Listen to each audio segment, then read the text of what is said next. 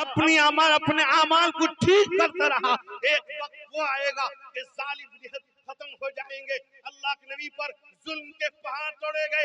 एक वक्त वो आया, अल्लाह ने ऐलान किया, इन्ना फतहना लक फतहम मुबीना लियगफिर लक अल्लाहु मा तक़द्दम मिन ज़ंबिका व मा तअख़्खर।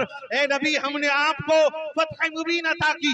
ताइफ में मारा गया, हवाज़िन में घेरा गया, बदर में मारा गया, उहद में मारा गया, जगह जगह तकलीफें पहुंचाई गई, सहाबा शहीद हो गए, आपको मारा गया, रास्ते में कांटे बिछाए गए, गड़े खोद दिए गए, घर के सामने गलाजत कर दिया गया, पत्थर मारा गया, थूका गया, सब कुछ अपनी तरफ है, लेकिन ऐ भी हमने आपको फतह मुबीन अता की। अगर मेरे आका जरा सा इशारा करते, उंगली से इशारा करते, उनके चीथड़े उड़ जाते। लेकिन दोस्तों, अफसोस का मकाम है। आज मेरे जवानों, तुम्हें पूछना चाहता हूँ, फलस्तीन के बच्चों की लाश तुमने देखी है, टुकड़ों को तुमने देखा है, आज तुम आईपीएल देखते हो, तुम्हारे लिए जमीन नहीं फट रही है, आसमान के टुकड़े नहीं गिरते तुम पर, तुमको शर्म तक नहीं है।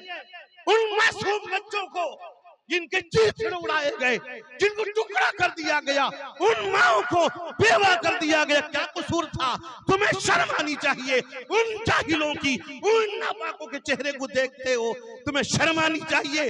तुम आज आईपीएल देखने वालों जवानों, तुम्हें डूब मरना चाहिए, तुम्हें शर्म तक नहीं आती। आज हो क्या रहा है?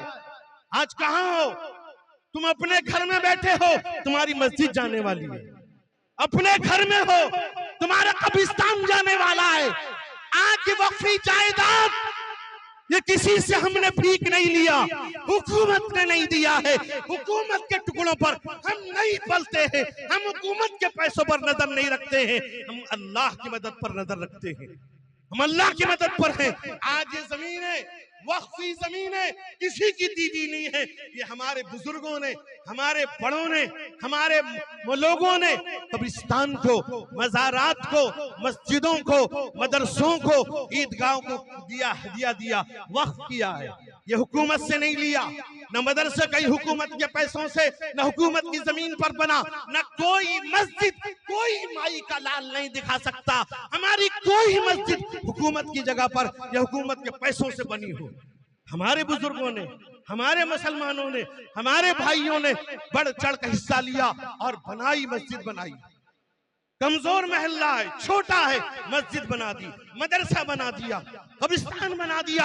याद रखो हुकूमत के लोगों, आज तुम जो कर रहे हो, तुम हड़पना चाहते हो, जुल्म पे उतर आए हो, हराम खाना चाहते हो। मुसलमान सब कुछ बर्दाश्त कर सकता है, लेकिन अपने इस्लाम पर जर्रा बराबर हमले को बर्दाश्त नहीं कर सकता। न करेंगे, न किया है, जान दे देंगे, कुर्बानी दे देंगे, लेकिन अपने वक्त की हिफाजत के लिए हर तरह की कुर्बानी पेश करेंगे। आईपीएल देखते हो, अफसोस का मकाम है। बहरहाल मेरे मुसलमानों, आपको तहरीरात के जरिए से भी ताकीद की गई, कुर्बानी करें, एहतियात करें।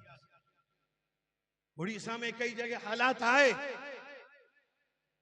वहां फिर वहां के लोगों से राब्ता करके डीएसपी वगैरह से बात हुई, लेकिन मैं आपको बतलाऊं, अफसोस तो ये है, जहां खबर दिया है वहां मुसलमानों ने दिया। एक गांव है, नाम नहीं लूंगा, कल भी मैंने जो बतलाया था, वहां बात आई, परसों खबर आई, वहां पुलिस को मुसलमानों ने बुलाया और कहा यहां से सब जानवर ले जाओ। उसने कहा ठीक है, अब ले लिए हैं, इस मर्तबा कर ले, आइंदा देखेंगे। नहीं, गौशाले को ले जाओ। मुसलमान कह रहे हैं हम क्या करेंगे। हमने कहा 2 दिन पे है, अब क्या किया जाए। उस सिलसिले में फिर उनसे बात हुई, कई जगह नियाली में एक मसला भी पेश आया। तो बहरहाल हम एहतियात करें, लाने में, ले जाने में। अगर कहीं दूसरी जगह मुंतकिल करना हो तो बड़े एहतियात के साथ, अगर दूर है तो मत दीजिए, अपने इस्तेमाल कर लीजिए। तो बहरहाल अल्लाह से दुआ कीजिए, अल्लाह ताला हम सबकी हिफाजत फरमाए। तमाम मदारिस, मसाजिद, खानका, जमात, जमइयत, अल्लाह सबकी हिफाजत फरमाए। अल्लाह दारुल उलूम देवबंद की हिफाजत फरमाए। अल्लाह गज़्ज़ा और फ़लस्तीन के मुसलमानों की मुकम्मल हिफाजत फरमाए। अल्लाह उनके ईमान अकीदे की हिफाजत फरमाए। अल्लाह हम सब की हिफाजत फरमाए। मेरे मुसलमानों, आज तय करो कि हम मस्जिद को आबाद कर देंगे, वरना इमाम, बात जगह इमाम इंतजार में है, कोई आएगा तकबीर कहेगा, नमाज पढ़ी जाएगी। मेरे मुसलमानों, मेरे भाइयों, मेरे जवानों, इसलिए मस्जिद को आबाद करो, करेंगे इंशाअल्लाह। ईद उल अजहा की नमाज भी 2 रकात ये वाजिब है।